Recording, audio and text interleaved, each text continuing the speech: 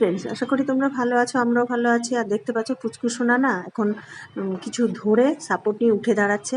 আর খাটের কোনায় জলের বোতলটা ছিল, নিজে উঠে দাঁড়িয়ে দেখো জল খেয়ে নিল। আর এইদিকে দেখো আমি চিড়ে ভাজছি। কেন? আজকে আমি মূলোর ছাতু বানাবো। আর এইদিকে ভাত বসিয়ে দিয়েছি।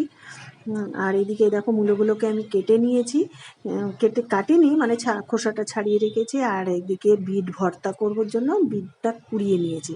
দেখো তেলের ভিতরে আমি রসুন পেঁয়াজ লঙ্কা দিয়ে বিট কুড়ানোটা দিয়ে দিলাম। দিয়ে এবার ভালো করে বেশ নাড়াচাড়া করব। নাড়াচাড়া করে একটু বেশ থেতো করে দিতে হবে। নুন মিষ্টি দিয়ে, আর একটু ঝালের পরিমাণ কিন্তু একটু বেশি লাগবে। আর এই বিট ভর্তাটা তোমরা একবার এইভাবে তোমরা বাড়িতে করে খেয়ে দেখো, দেখবে দারুণ লাগবে, তোমরা মাছ মাংস ভুলে যাবে। আর দেখো এই যে বিট ভর্তাটা প্রায় হয়ে এসছে, জলটা টেনে গেছে। এবার আমি এক খুন্তি দিয়ে বা হাতার পিঠ দিয়ে আমি সব থেতো থেতো করে দিয়েছি।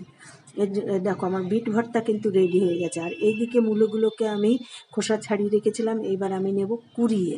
দেখো কুড়িয়ে নিয়েছি বেশ এক বাটি, ছোটো বাটির এক বাটি। আর এদিকে চাল ভাজা, আর এদিকে চিড়ে ভাজা, আর এদিকে আছে ড্রাই নারকেল। এমনি নারকেল ছিল না ঘরে, তার জন্য ড্রাই নারকেল দিয়ে আমি একসাথে সব পেস্ট করে নেব, মানে গুঁড়ো করে নেব। দেখো সব কিন্তু আমি গুঁড়ো করে নিয়েছি। নিয়ে এর ভিতরে আমি মূলোটা চিপড়ে এর ভিতরে দিয়ে দেবো। দিয়ে জলটা আমি ফেলে দেবো। জলটা দিলে গন্ধ করবে। এবার সব দেখো হয়ে গেছে চিপড়ে। আর ওই জলটা এবার আমি ফেলে দেবো। আর দিয়ে দেবো পরিমাণ মতো একটু নুন, আর দেবো গুড় আর চিনি মিক্সড করে দিয়ে। এবার তোমরা চাইলে গুঁড়ো দুধ দিতে পারো, তাহলে আরও টেস্ট বাড়বে। আমার কাছে নেই বলে আমি দিতে পারলাম না। এবার ভালো করে একটু জলের ছিটা দিয়ে বা দুধের ছিটা দিয়ে এটাকে মেখে নিলেই রেডি মূলোর ছাতু।